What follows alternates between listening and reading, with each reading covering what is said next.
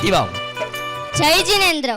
જેની નિષ્ઠામાં આપણી શાળા સતત પ્રગતિના પથ પર આગળ વધી રહી છે તેવા ટ્રસ્ટીશ્રીઓ, જેના યથાર્થ પરિશ્રમને લીધે નિરંતર આપણી શાળા ઉત્તરોત્તર પ્રગતિ કરી રહી છે તેવા શાળાના બંને વિભાગના આચાર્યશ્રીઓ અને જેમણે સતત માર્ગદર્શન પૂરું પાડીને વિદ્યાર્થીઓને અવનવું જ્ઞાન આપવાના પ્રયત્ન કર્યા છે તેવા શાળાના શિક્ષકોને અને આ શાળારૂપી આબમાં ચંદ્રની જેમ ચમકી રહેલા અને સંસ્કાર સાથે શિક્ષણ મેળવી રહેલા વિદ્યાર્થી મિત્રોને તથા પધારેલ તમામ વાલીશ્રીઓને શ્રી યુસી ગાંધી પ્રાથમિક શાળાને છોડતી અને સત્રભુજ મોતીલાલ માધ્યમિક વિભાગમાં જઈ રહેલી પરમાર વૃંદાના સાદર પ્રણામ.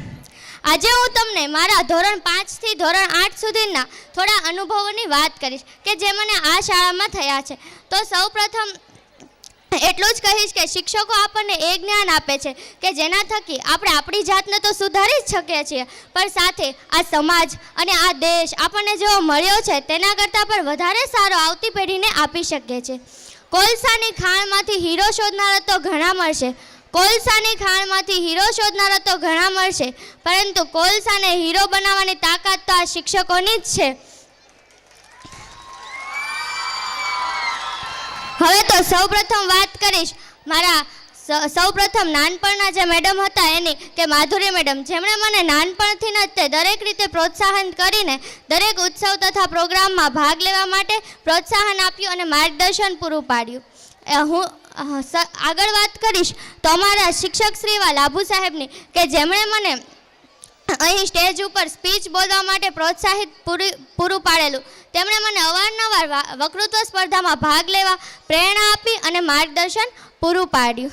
હવે તમને મારા બધા શિક્ષકોનો આભાર માનતા આગળ કહીશ કે અમારા સોલંકી સાહેબ કે જેના આ સંસ્થામાં 40 વર્ષ સેવા આપ્યા પછી તે નિવૃત્ત થઈ છે, તો ત્યારે અમને ખૂબ જ અમારા હેત ઉભરાઈ આવે છે કે તેમણે હંમેશા હસતા મુખે અમારી સાથે વાત કરીને અમને બધી રીતે માર્ગદર્શન પૂરું પાડ્યું. તેમણે અમને સારી રીતે શિક્ષણ શીખવ્યું. આજે આપ સર્વ મહાનુભાવોની સમક્ષ તેમનું સન્માન કાર્ય પર થયું, જેનો હેત અમારા દિલમાં અતિ ઉભરાઈ આવે છે. હવે મારા શાળાના એક નાનકડા અનુભવની વાત કરું તો શિક્ષક દિન, કે હમણાં જ શિક્ષક દિન ગયો હતો.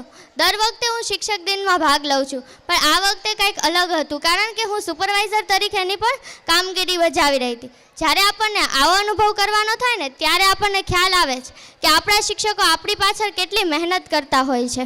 હવે મારા શિક્ષકો માટે એટલું જ કહીશ કે અમે ઘણીવાર આપના હૈયાને દુઃખ પહોંચાડ્યું હશે, ઘણીવાર ન કહેવાનું પણ કહ્યું હશે, ઘણીવાર આપની આજ્ઞા પણ લોપી હશે. અમે આ માટે આપ સૌની ક્ષમા માંગીશું. મને આશા છે કે આપ મને ક્ષમા કરશો. છેલ્લે મારા આચાર્ય માટે એટલું જ કહીશ કે આપના જેવા આચાર્ય મળવા મુશ્કેલ છે, આપના જેવા આચાર્ય મળવા મુશ્કેલ છે અને જો મળી જાય ને તો ભૂલવા મુશ્કેલ છે. શિક્ષકોને એટલું જ કહીશ કે અમારા ઘડતરમાં પૂર્યા અમી છાટણા તમે, અમારા ઘડતરમાં પૂર્યા અમી છાટણા તમે, એ શિક્ષકોને મારા નતમસ્તક. અસ્તુ. જય જિનેન્દ્ર. આભાર બૃંદાબેન.